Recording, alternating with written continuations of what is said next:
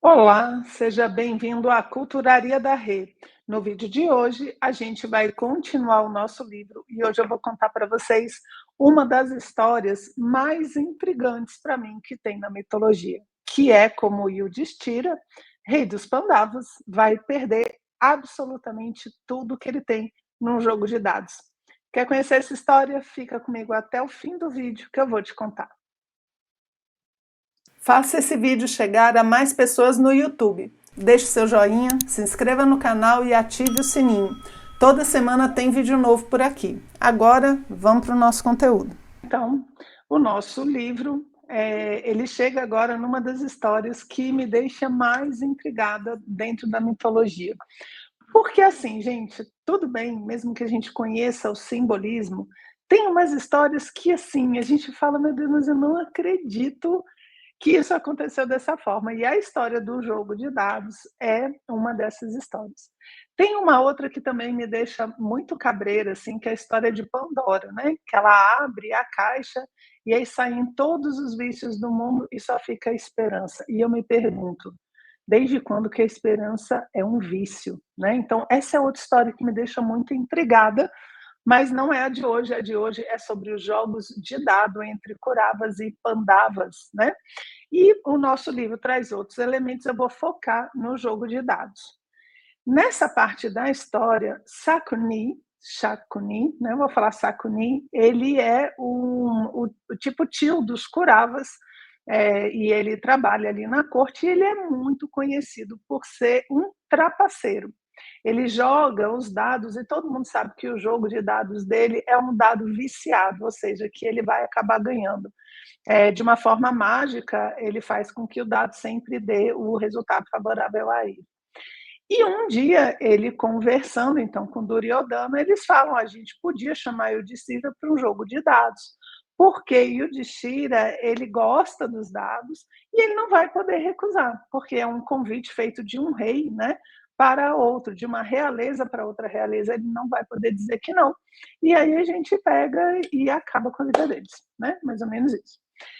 E assim é feito, né? Eles chamam Yudhishthira e ele vai com todos os seus irmãos, Arjuna, Bhima, Saradeva, Nakula, enfim, vai todo mundo, a galera toda, para o tal do jogo de dados. Quando ele recebe o convite, os irmãos falam assim: olha, isso não é boa coisa, porque todo mundo conhece a fama de Sakuni, não vai dar certo esse negócio. E ele fala: eu sei, eu estou desconfiada, mas eu não tenho como não ir, porque vai ser um distrato, né, vai ser uma desonra, vou fazer maior confusão se eu não aceitar, vão me acusar, enfim. E então é melhor eu ir. E o Destira aí, gente, ele tem um ponto, ele achava que ele ia conseguir ganhar de alguma forma, ele achava que ele tinha chance no jogo, além dele gostar de jogar. Aí tudo bem, ele vai lá achando que poderia ganhar, começa a jogar, né, com o Sakuni ali, começa a jogar e ele começa a perder. Ele começa a perder, perde umas coisinhas pequenas, ele aposta, sei lá, um colar, uma joia, né, um Fiatzinho ali, caixotinho, caixa de fósforo, uma coisinha pequena ou outra. E quando ele vê, gente, ele tinha perdido todas as suas posses. Ele tinha apostado tudo, mas ele não para. Ele começa a apostar o seu reino todo o seu reino com seus servos, com os vassalos, com os animais, com tudo. E perde, e perde. E ele acha ainda que vai conseguir ganhar, e aí ele aposta ele mesmo. Ele fala: eu vou apostar a mim mesmo e meus irmãos. E ele joga os dados e ele perde. E aí a pessoa falou: agora você perdeu tudo, você tem que parar de jogar. Ele falou: não, eu aposto a nossa esposa, Draupadi. E ele aposta a própria esposa e ele perde. E ele perde. Gente, mas não é de ficar injuriado? Fala a verdade. Se você não está chateado com essa história, eu não sei o que pode chatear você. Eu fico chateadíssima, que assim, meu Deus, isso não é o tigrinho, né? Para de jogar, pelo amor de Deus, já perdeu tudo. Você já foi, né? Tipo assim, você já aceitou o convite, já fez sua parte. Para de jogar, mas o Destira não.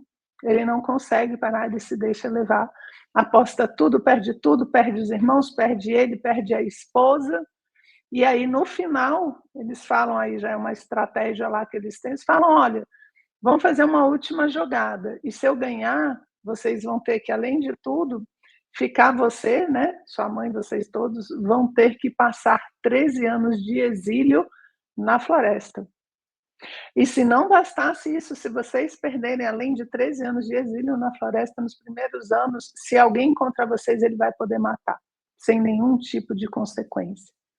E aí, bora jogar, Yudhishthira? Bora, ele joga e perde. Ele perde de novo. Gente, eu não me aguento com essa história. Eu não me aguento. Pelo descontrole de Yudhishthira, tudo que ele coloca em jogo, tudo que ele perde, né? E essa história, gente, ela tem altas consequências dentro da história do Mahabharata. Quando ele perde a esposa não só ele perde, como ela é humilhada na frente de todo mundo. E ela é tão humilhada da forma com que ela é levada até lá, e nenhum dos Pandavas, né, ela tem 5 maridos, gente, nenhum dos 5 vai lá para defender ela.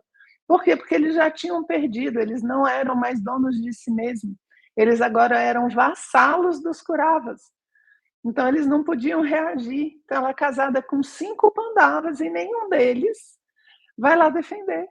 Ela tem que pedir ajuda para Krishna. Krishna faz com que ela meio que fique envolta numa roupa que nunca acaba. Vocês sabem que a roupa na Índia das mulheres é um tecido belíssimo, né? Eu acho maravilhoso, que ele é colocado de uma forma que é como se ela fosse ficando, vai arrodeando ela, né? A roupa vai fazendo voltinhas assim, né? Então, se você sair puxando a roupa, no final a mulher fica nua, né? É um pedaço de pano só que você pode ir puxando. E aí diz que Krishna atende o pedido dela, né, de socorro, e faz com que essa roupa não acabe nunca, que é o que faz com que ele puxe a roupa durante horas a fio lá e ela nunca fique totalmente nua, o que segura a honra e o nome, né, dela. Mas os maridos não fazem nada não. Aí o que acontece? Essa desonra ela é tão grande, Bima fica tão chateado com esse negócio e, e olha, é a quebra do Dharma total. Tipo, o Yudhishthira fez uma coisa que ele não podia ter feito. E eles humilharam uma mulher ali, que dentro da cultura indiana isso é um problema gravíssimo, gravíssimo. E aí ele fala, quebrou-se o Dharma. Essa cena ela é tão forte que é o que vai levar à guerra do Kurukshetra, né? Que é a grande guerra ali que a gente tem do Mahabharata, é exatamente essa cena dos dados. Então essa história já diz para vocês que eu fico muito chateada, mas quando eu vou para o aspecto simbólico, eu acho que eu fico chateada porque eu me identifico. Porque no fundo a gente é assim, a gente não tem limite. A gente vê que está perdendo, a gente aposta de novo, né? Então, se a gente for para o lado simbólico, tem muitas coisas interessantes. Primeiro, que o jogo de dado é um jogo de azar, que a gente chama, né? Você não controla os dados. E o Destino achou que controlaria, mas ele não consegue controlar, porque os dados, eles parecem ao acaso, mas eles vão jogando o destino, né? A cada perda que ele tem, digamos assim, é o karma acontecendo, é o dharma acontecendo, são os acontecimentos necessários da vida, mostrando que ele não tem o controle, mostrando que ele perde. E olha que o Dishira é extremamente valoroso. Ele é o Dharma encarnado, ele dá um valor enorme para o Dharma, que é a lei, né? A lei, a justiça. Ele é a própria encarnação do Dharma e ele vai contra esse Dharma. Ele mesmo, na hora que perde a esposa e começa a perder as coisas no jogo de dado, ele mesmo quebra esse Dharma. E porque ele achava que iria conseguir ganhar, né? Que ele ia conseguir controlar. E a gente sabe que a vida é assim, você entra numa experiência da vida, a gente acha que vai controlar as variáveis e não controla. Parece que alguém está jogando os dados independente da gente. Não temos esse controle perante os números que vão sair nos dados da vida, né?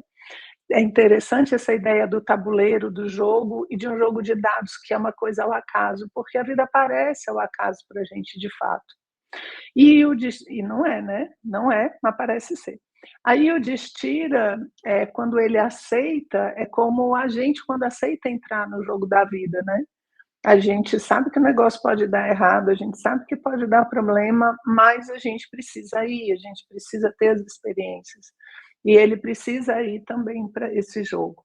E quando ele perde a noção das coisas, é quando ele vai se identificando, ele vai se afastando do Dharma, vai se identificando com as coisas que estão acontecendo ali, que é a própria alma encarnada, né? Essa parte espiritual, quando chega na matéria e se encanta com as coisas da matéria, se identifica com o mundo material e vai perdendo a noção das coisas que têm valor ou não, vai perdendo a noção das leis da natureza e vai ficando, vai perdendo até tudo, perder tudo.